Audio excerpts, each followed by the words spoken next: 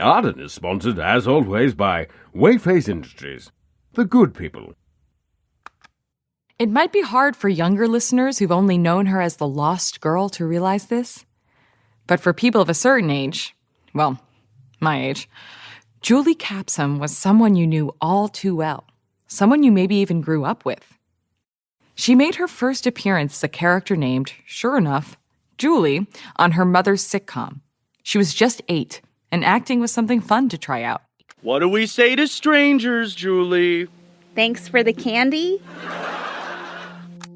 She made her major film debut at the age of 14 in the beloved classic Jane Austen Fight Club. Even then, she was a red carpet favorite. Julie, what do you think of all this craziness? Did your mom prepare you for it? Kinda.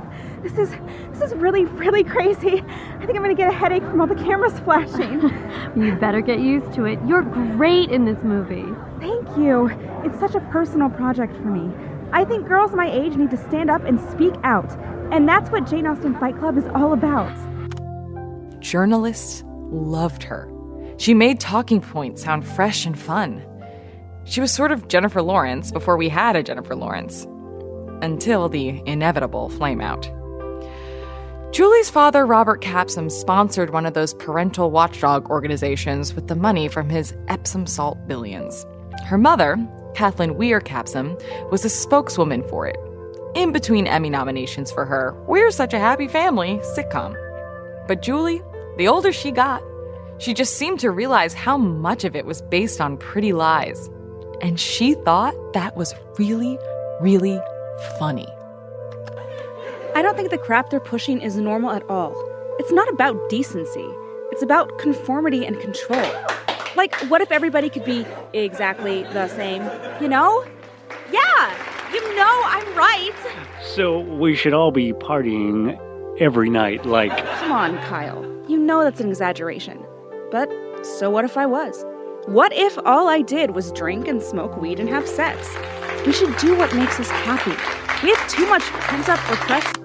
She partied. She drank. Drugs, sex. Every rumor you could think of attached itself to her, while her parents expressed deep concern in the press. She was famous for being famous, and she knew it and winked at it. Jane Austen Fight Club kind of blew up, and pretty soon it seemed like she was our next big star. And then came December 25th, 2007. It was just me that night at 7:30 The Wave, Eureka. I'd only been interning there a few weeks, unpaid, but it was the first opportunity I'd gotten to run the station all by myself. I just wanted to see if I could do it. I figured it'll be a quiet night. I'll play some Bing Crosby, get in some practice with the equipment. What could happen on Christmas night? Well, the most famous teen in America can vanish. I won't deny, it was thrilling. Taking statements from the police, rousing my station manager, and being the first in the nation to break a story that would dominate the news for weeks. Julie Capsom's car had been found abandoned on the side of the road after it had crashed into a tree in rural Humboldt County, California. There was no sign of her. And then we started getting details of what precisely the police had found on the scene, and what one eyewitness who saw a frantic Julie pacing beside her crashed car had told them. That's when things got weird. And we haven't even gotten to the torso yet. I can promise you, we'll definitely get to the torso.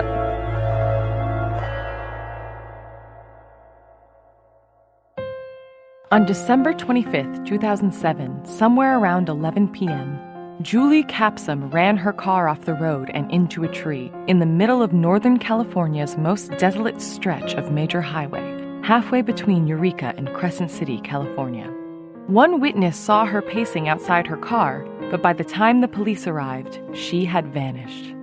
While dogs picked up her scent headed into the trees, it disappeared in the middle of a forest clearing. What happened to Julie that Christmas night? How could someone that well-known vanish in the United States in the 2000s? And why has this case haunted us ever since? Each week, We'll explore a different part of the story and see if we can't untangle this web and find the answers. Join us, won't you, as we unravel the mystery on Arden.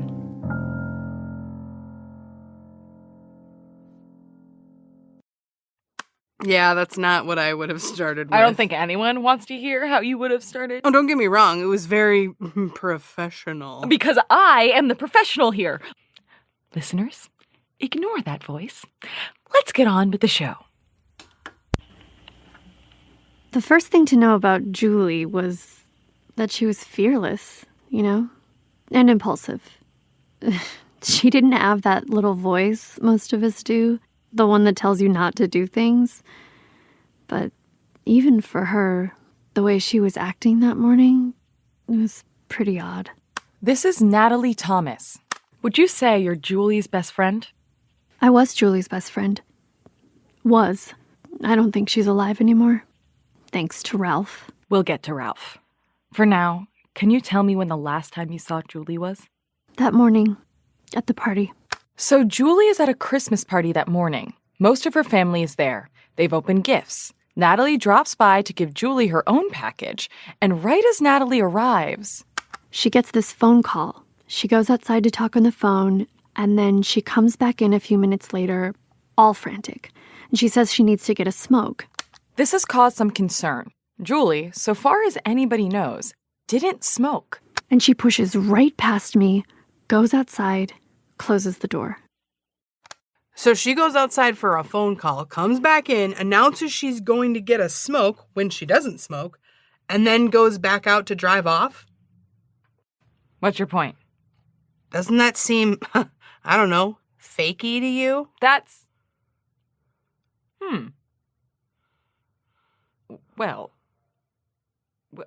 Well, she was an actress. Everything she did was dramatic. But every witness Yes. is like... Let's hear from the witnesses. Great idea. Why didn't you go with her? It was obvious she didn't want anybody around. Here's what's important about that moment. Natalie is the last person to see Julie until a man named Gerald Abernathy sees her 11 hours later, crashed on the side of the road. Oh yeah, and here's another thing. Natalie sees Julie in Beverly Hills, where she lives. Gerald sees her an hour north of Eureka. You can maybe make that drive in 11 hours, but most people think it's closer to 12. That weirdo. Weirdo or not, Gerald did see her. And the way he describes her acting, okay, Julie could get pretty intense, but not violent. I mean, swinging a tire iron at a guy who stopped to see if he could help. So you'd say it seemed like... No, that wasn't the Julie I knew. Flat out. It wasn't. How long had you known her? Gosh, since elementary school, we did everything together. No secrets between us. She did have a reputation for being a wild child, so to speak. But not like that. Natalie. I know, some people try to suggest, oh, the crazy, out-of-control debutante got what was coming to her. That wasn't the real Julie, you know? It was just an act to irritate her parents. The Julie I knew, she was kind of boring. So what do you think had her so agitated? Well, it's obvious, isn't it? It was Ralph. That would be Ralph Montgomery, Julie's... I don't think boyfriend's the right term. It was this weird connection. She was saying he's the one, and then, I don't know, it was like you just could not mention him. Especially not when her parents, or God forbid, her cousin were there. Ralph was a scholarship kid. By all accounts, he came from a happy family. His parents are wonderful people, just the best, according to all who knew them. In high school, he was a good student. Bussed into Julie's stomping grounds of Beverly Hills from Van Nuys, a much less affluent LA community. But he was a science whiz and a solid football player. The school was only too happy to cover his tuition. He received a full-ride scholarship to UCLA with an eye towards Stanford for a master's and a doctorate. He was the first kid in his family to go to college. And then... So he meets Julie at a Halloween party. And that was that. Maybe he was a promising kid at one time, but he killed her. It's obvious that's what happened. I don't care what the police say. Natalie, How could Ralph kill Julie if when she vanished he was already a dismembered torso in the trunk of her car? So that would be Brenda Bentley. She was one of the first cops on the scene in 2007, a first-year officer who'd drawn the short straw and had to work the holiday shift.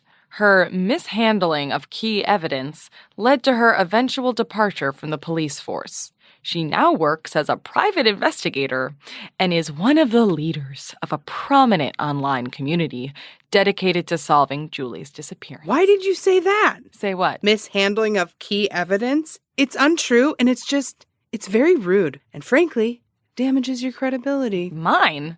I was being honest with the listeners. Yeah, you're so hard up that you would have the gal who mishandles evidence on your show? In the interest of truth, the listeners should also know that Brenda believes that aliens kidnapped Julie. That's my favorite theory. I don't believe it. You sure did for a while. But not anymore. Aliens!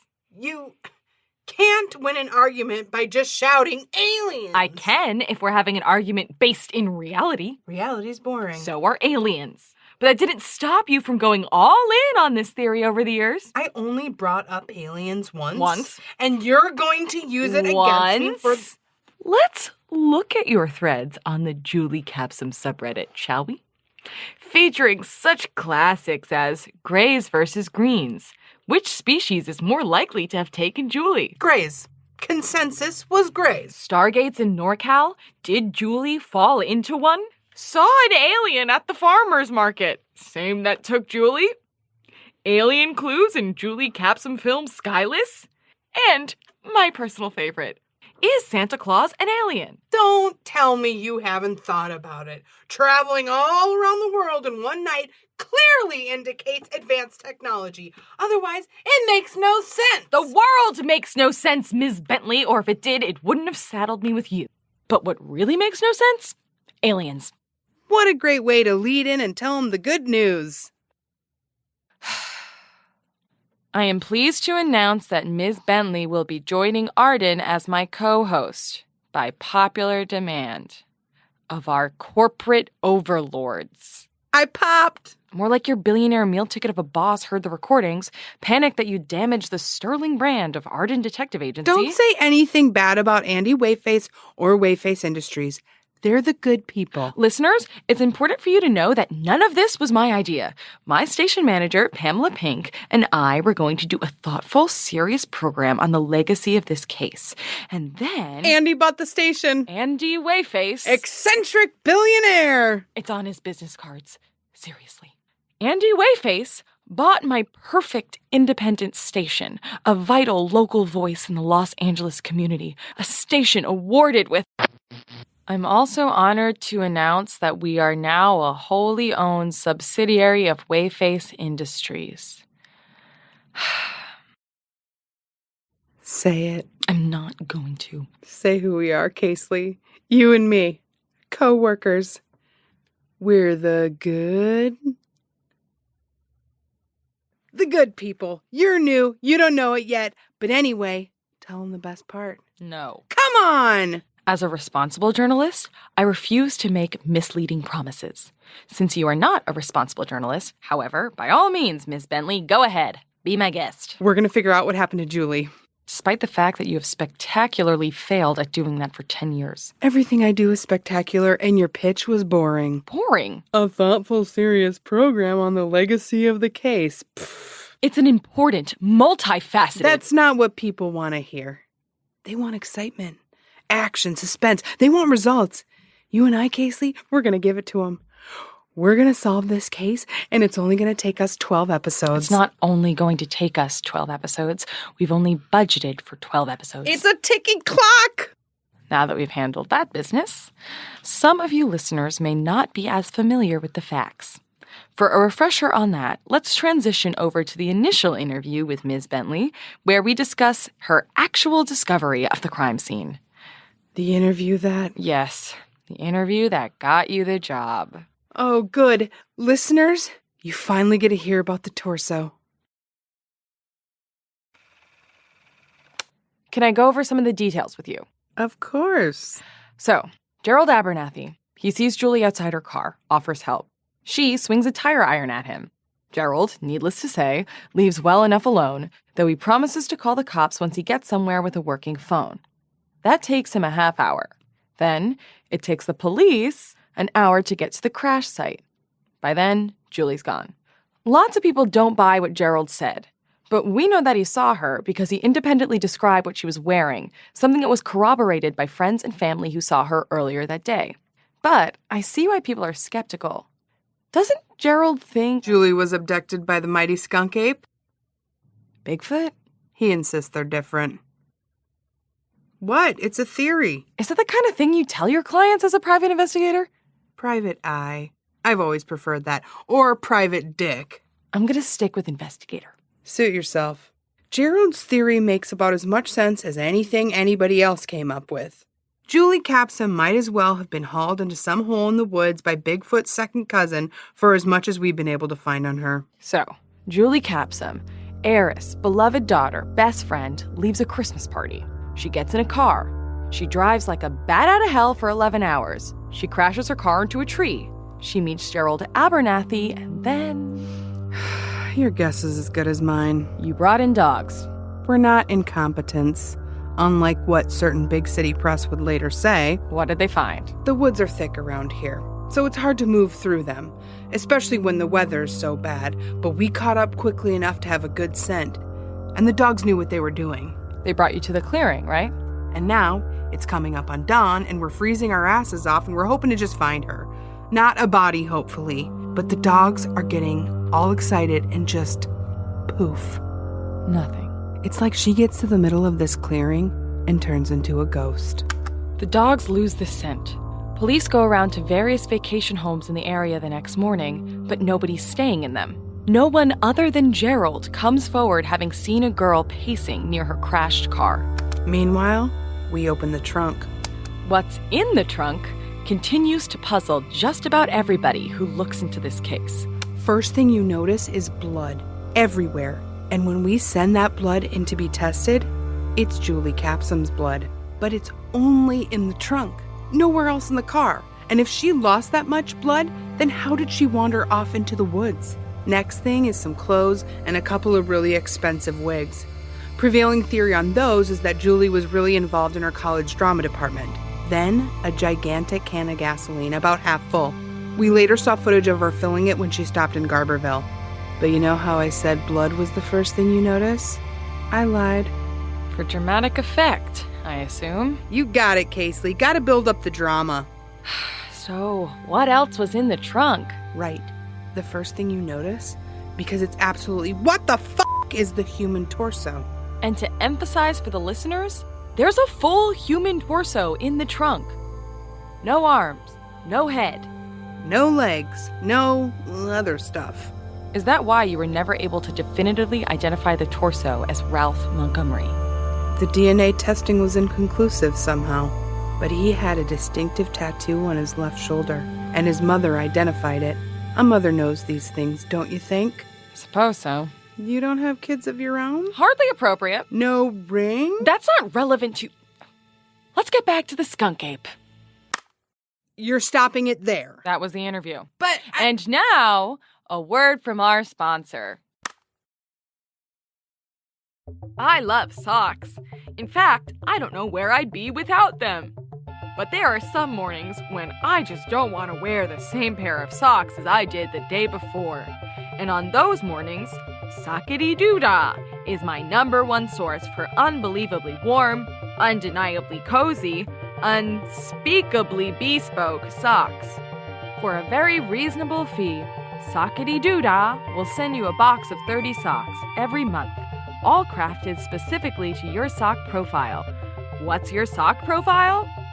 Step in Sockety-Doo-Dah's patented sculpting gel and take one of their fleet of insightful and amusing personality tests, and you'll be matched up with socks that are just for you in no time at all. Why, my friends and I have sock parties each month when we bring our boxes over to each other's houses and try on socks. People are supposed to believe that I do this. Who doesn't love a sock party? Sockety-Doo-Dah. Never be sockless again. Sockety Doodah, a product of Wayface Industries. The good people.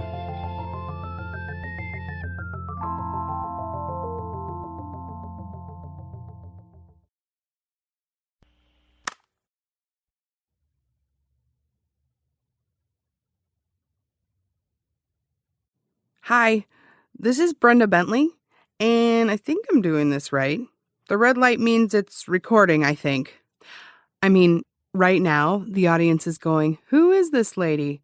Sure, the other girl was all professional, coming in like she's the next Terry Gross, but this lady, who knows what's gonna happen? Is she gonna screw up on air? Or is she, dare I say it, the next Walter Cronkite? Yes, he was on TV, I know that, duh. Anyways, I'm going to talk a little bit about Ralph Montgomery. Ralph is often painted as the villain on this story. Just listen to this clip from Natalie's interview. You don't think the torso belonged to Ralph? Of course I don't. I am 100% sure that she was leaving town because Ralph was coming to kill her. Natalie's evidence for this is what the police call the Christmas Eve email. Natalie didn't even realize she'd gotten it until after January 1st. She left from the Capsom Christmas party to go on a ski trip with her family. Bea and Natalie read that email. Nats, oh God, I screwed up, and Ralph knows. He was yelling at me on the phone, saying that I'd better not ever try to talk to him again. It was all a misunderstanding. You know how much I care about him, but I don't think he'll ever want to see me again. Help. Do you know what they fought about? No clue. And then Natalie has a few theories about whose torso it could have been. A missing kid from Van Nuys, a random homeless person in the wrong place at the wrong time. But it doesn't add up, you know? I have a few reasons for this, and it doesn't. Unlike Julie, the beloved and storied paparazzi favorite on every red carpet at every Met Gala since she was 5, there's not a lot of extant video or audio of Ralph. I keep thinking I'll find a recording, but, it was 2007. We weren't recording everything we did yet. If I find one, I'll let you know. Be cool to hear my man's voice again. That's Vince Volio. Vince is one of Ralph's oldest friends, and one of the only ones who knew him who's still willing to talk to the press. Ralph was all but convicted within 2 days of the story breaking. The Capsoms had their press people out like a fucking army, and everyone just went along with blaming him. But it doesn't add up. For one thing, Ralph goes missing 2 days before Julie does. The last time I saw him, we were at the diner for a late-night snack, and, things just seemed normal. Normal? Yeah, it was me, him, and Mark, and we were just sitting there eating chicken fingers and mozzarella sticks, and God, I don't even remember what we talked about.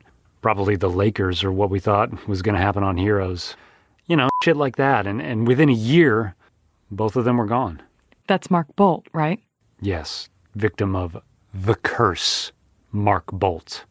We'll get to Mark later. Not on this episode, unless you don't let episodes run for 2 hours, right? I'm getting a no on that. So Ralph leaves his friends that night, but he doesn't go back home.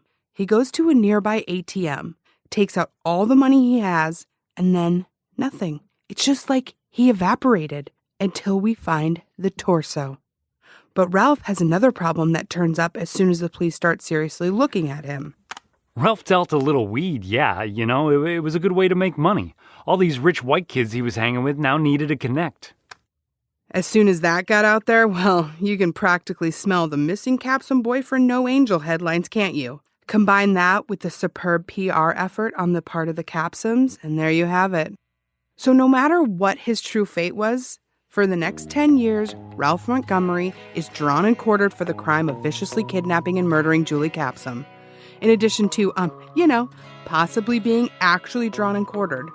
They don't know how he did it, but he did it. The narrative practically writes itself.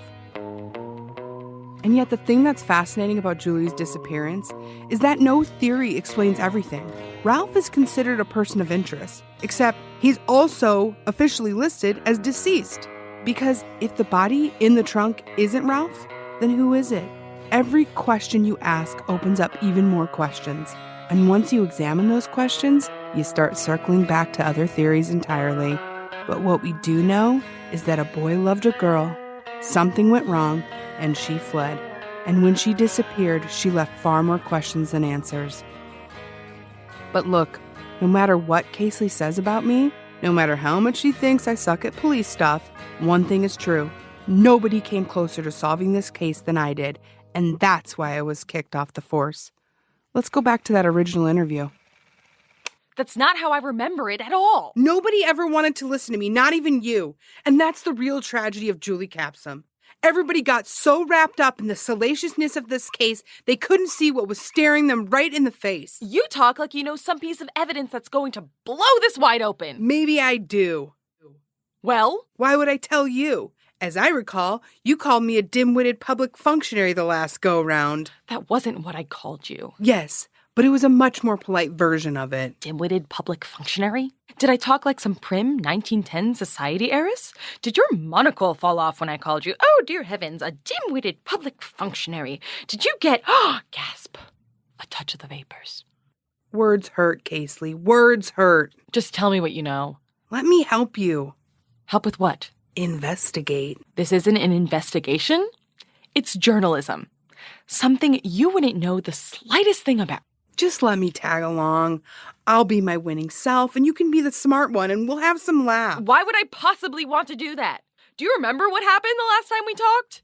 Was that the time I threatened to sue you for libel? The time after that. Oh, the date with your friend? If you think I'm going to work with a vile, contemptuous son of a bitch who believes in aliens... Now, the aliens thing has been greatly overstated. And dates my best friend who's basically my sister just to get my dander up. Hattie and I had a real connection. Well, you've got another think coming.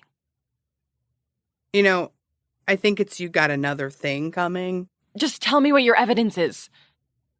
And it's think. That makes sense.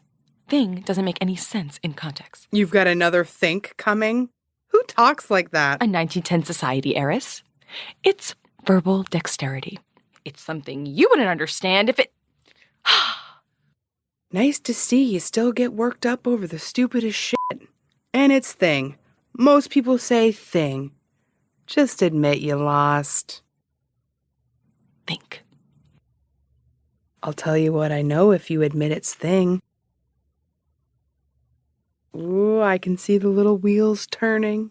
Can I cut this out of my show? Can I make myself look like the hero? And I don't blame you. But you'd still know you were wrong. And that is one thing Bea Casely cannot do.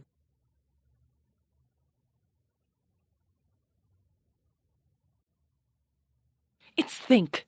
I'm sorry, but it's think. It's all good, Casely. So now you can see what I mean, right? Deep down, Bea Casely thinks she can solve this, but only because she's building off the hard work I put into this case 10 years ago and have continued to put into it in the years since. I'm not going to let some snotty reporter fly into my city and solve my case. No way, no how. I know what you're thinking. You're already saying, oh, well, we already know Bea. We like Bea. We trust Bea. She's got a smooth radio voice. Well, I'll tell you this. Bea Casely is bad news. When she found out about Hattie and I, oh boy. She's outside right now. She looks mad. And she's talking to the station manager, Pamela. I don't know what she's saying, honestly. For all I know, she could be saying anything. What if she's just saying my name over and over again? God, that would be terrifying. Brenda Bentley. Brenda Bentley. Brenda Bentley. Brenda Bentley. Oh, my parents are bad people. Why is my name so scary? Oh, God. What the are you doing? Unlike you, I'm not repeating my name over and over again. What? I don't know. I'm just trying to get the truth on record. So the audience will trust you over me? I heard what you were saying about the case in there. I thought this was soundproof. You were broadcasting on the station speakers. Oh. Yeah. Oh. I think you had an extra O in your O there. How dare you? Are we still broadcasting? I want them to hear this. You get me? I want everybody to hear this. I want Andy Wayface to hear this in his golden tower. It's platinum, not gold. I don't care if it's unobtainium. You think you can waltz in here on the back of some billionaire's whims, totally unqualified for the job, and take over my show to broadcast your lunacy? You think aliens did it? Quit reducing me to one stupid thing I told you over drinks 10 years ago. Aliens did not take them. I don't know what happened, but Julie's alive. What? You heard me. Julie's alive. Do you know this? I believe it. I have to believe it. That's a great way of assuaging your guilt. It's always been this way. Ever since we met 10 years ago, always sniping at me. You never know when to leave anything alone. Which is why I'm a good journalist. Someone who could have found Julie if you hadn't. Why do you care? Other than the fact that I don't think anybody should completely vanish from the face of the earth. Do you know who the last person to interview Julie Capsom was? Jay Leno? Me. No way. Really? The last thing I ever wrote for my college newspaper before I graduated. The last interview she gave before going radio silent for her fall semester. I still have that tape. Are you gonna play it? You know me too well. Do you think you're defined by what people want to see? Like Hollywood, right? That's all about trying to turn you into a product? I don't know. I keep thinking I'm going to find a place there. Like, I'll find my people, right? My mom did. I don't know why I can't. They've got to be around. There's this theory I read about in Us Weekly that you try on personas. That's all the time we have, Miss Casely. Just one more. Why didn't you tell me any of that? Because you'd start pulling apart that interview looking for clues. I didn't know Julie, but I got it. We were just dumb kids trying to make sense of the world around us. But I'm still here. And she's not.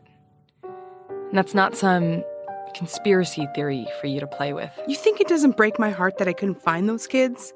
You think I don't see the bloody trunk when I close my eyes at night? Yes, I failed. But I think you and I, if we work together, we'll find them. We can find her, Bia. We can find both of them. You want to know what happened to Julie Capsom? So do I. I've got all the information. You're the one who won't get distracted by thoughts of transdimensional beings. Great. Make the responsible one the killjoy. Let the record state you called yourself a killjoy long before I did. You think we're going to be able to be in the same room for 20 minutes without wanting to add another death to the Capsom case curse? Well, if the feeling's mutual, call it a mutual feeling. I'm not going to be able to. 2534 Fortuna Drive. What? I said 2534 Fortuna Drive. And? You know what that is. I know you know what that is. It was the cabin nearby they found unlocked. Buried way back in the woods, hard to find unless you knew where to look. Right, which is why the owner so often left it unlocked. Listen to yourself, Bia. Do you really believe that? He would leave it empty for month after month? Why would he leave it unlocked? You know what that part of the northern coast has more than anywhere else in California? Incompetent policemen? Tweakers. Tweakers? Real serious problem up there. Tweakers. Spent most of my time as a cop rousting them. And if there's one thing I know about tweakers, is that they'll try every door until they find one open. Even if it's back in the middle of the woods, just to have somewhere warm to light up. So you're saying it wasn't left unlocked? Nope. Julie was there? Nope. Then what are you... But somebody was. How do you know? Because at 11:17 on Christmas night, somebody picked up that landline in the cabin and made a phone call to a burner cell phone, it looks like. That cabin overlooks... The road, yep. And whoever was waiting for Julie... was right there, watching her, waiting for her to drive by. What if she didn't crash accidentally? What if she was pushed? Now you're catching on. I can't believe I'm about to say this, but... Yeah? Maybe there's a story here. So you're in? That's the deal? Mm-hmm. You realize they're going to use all of this audio we just recorded, right? Seriously? Our editors are wonderful people, just the best. I think that's a good place to stop.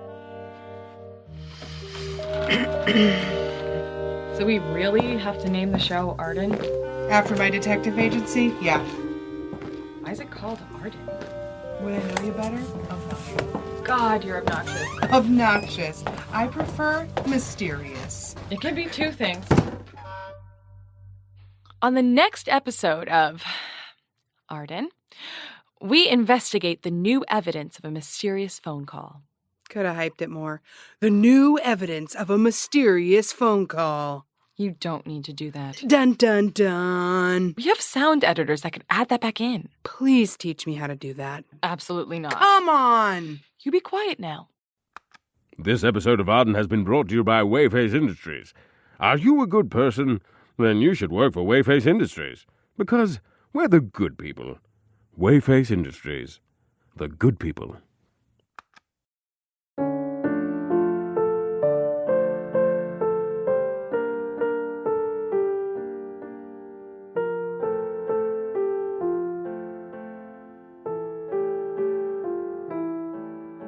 Arden is created by Emily Vanderwerf, Christopher Dole, and Sarah Golub.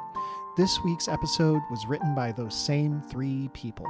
Our audio engineer is Elizabeth Aubert. Our editor this week is Elizabeth Aubert and Christopher Dole. Our cast is Michelle Agresti, Tracy Syed, Shannon Estabrook, Charlita Gaston, Benjamin Watts, Lindsay Zanna, Robert Fleet, Lindsay Syme, Grant Patrizio, John Rail. Mia Drake. The score is by Christopher Hatfield. The logo is by Dylan Farr. If you're enjoying Arden, or even if you're not and want to drive us from the face of the internet, there are two ways you can do that. You can rate, review, and subscribe to us wherever you found it. Apple Podcasts, Stitcher, etc., etc. You can also look for us on Patreon, and you can toss us a couple of bucks there. That will get you access to special, exclusive episodes, other prizes, and all sorts of fun things. Tweet at us, ArdenPod on Twitter. Our website is ardenpodcast.com. We are also on Facebook, Instagram, Tumblr. You can come and talk to us there if you really want to.